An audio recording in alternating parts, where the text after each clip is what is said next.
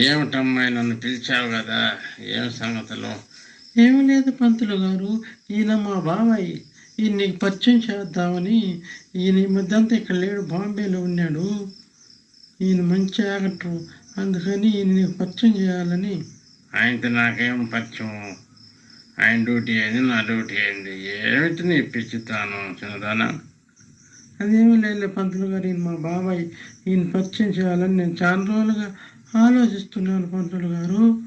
అందులో ఈరోజు కుదిరింది. నీకేమైనా నష్టమా? నాకేమీ నష్టం లేదు. సరే, అలాగే కానివ్వండి.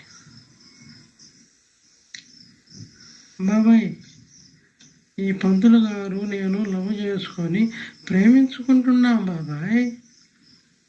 ఏమిటి, ప్రేమించుకుంటున్నారా? ఏడు పంతులా? అంటే ఈ పంతులు నువ్వు ప్రేమించుకుంటున్నారా? అదే వాడు పంతులు నమ్మేవాటం లేదమ్మా. వాడు దొంగన్నట్టు మొహం చూస్తుంటే.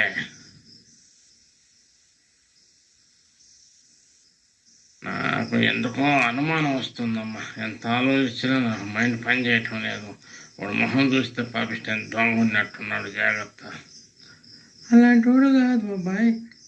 నోర్మి, నేను ఎంతమందిని చూసి ఉంటాను, నేను ఎంతమందిని చంపుకుంటాను.